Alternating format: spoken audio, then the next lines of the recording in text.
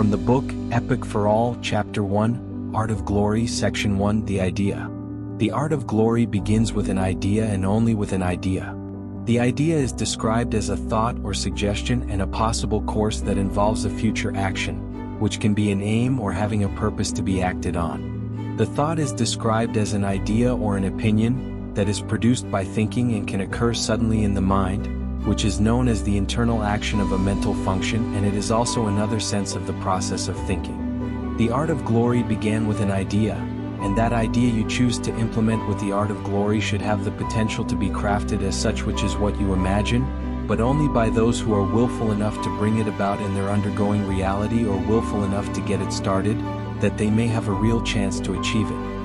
He who had inherited the idea to obtain glory will soon know his intent by the thought of thinking on behalf of the idea that he chose to act on, and his well-being for the right idea to act on in the right way, which is still processing the idea as a simulation by related with reality so it can become reality.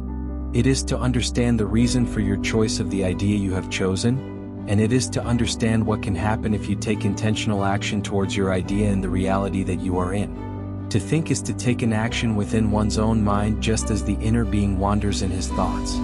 To think is described as having a particular thought, opinion, belief, or idea about someone or something. Also, it is to direct one's mind towards someone or something and can expand on it or them.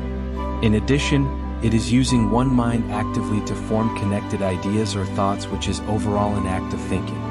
Thinking is important for any or almost all of the ideas that are welcomed in the mind of an individual, because in this world we live in today, the process of thinking helps to bring forth the understanding of an idea to be understood in a specific way to an individual, which it can become valuable knowledge in the undergoing reality that he sees, that is known as self-knowledge.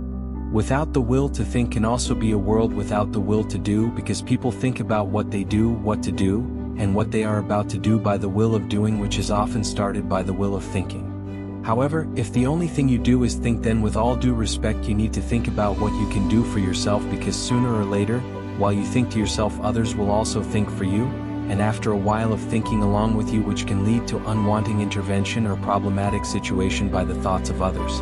The reason why I brought that up is that an idea that was chosen to function in the art of glory should be an idea that comes from you, not nobody else, because you should know more about yourself than anybody else knowing much of you.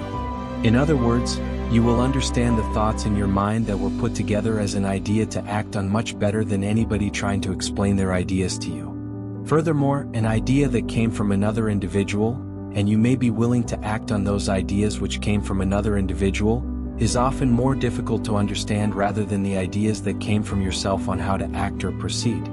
The art of glory starts with the idea of its kind or some form of it, which is an aspect of glory that was envisioned as a belief of a chance to become real by an individual who thought it out. It began in your thoughts, and what you thought up as glory, which is still an idea that stood as a belief, that was welcome and accepted by the individual that had thought it out and believed what he thought.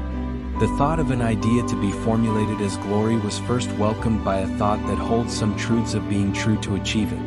It was formulated as an idea to achieve glory in the realm of reality that began in the realm of imagination, which was processing an idea or ideas to be implemented in reality.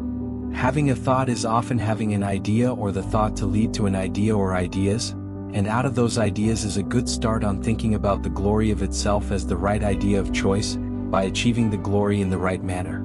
Was there an idea that caught your interest? If so, then it may be an idea worth knowing by the interest that you gave you the intent to keep it in your thoughts. That also may have caught your attention, as being thought of with taking great pleasure in acknowledging it, as an idea towards a form of the glory of what you think or what you know by the thoughts that came across, which had brought along the idea to do so or doing something for those thoughts. Glory is known to draw, take, or grasp the interest of others, because without any interest it would be hard to claim it as glory. True glory has an interest that may not necessarily come from you, but certainly brings the interests of others.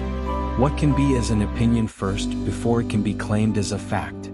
Is the idea in the realm of one thought as a prediction that he had envisioned of what can occur, which is an opinion before it can become a fact. When the time to take action on an idea that you thought of, it may have the potential to make a change in your mind in the ongoing reality that you see, by bringing about the result of its overall truth, which you encounter something different than what you previously had in mind. that was based on an idea that you thought of, which can lead to another idea by taking action on the previous idea that you started with, which is taking action by following up on that idea you began with that had led to another idea. More than often, an idea that is held in your thought will change when the time comes to pass with another idea that presents itself, which influences the individual to make a change on the previous idea, especially when it involves a new action or experience that encourages it, which is making a change for the better.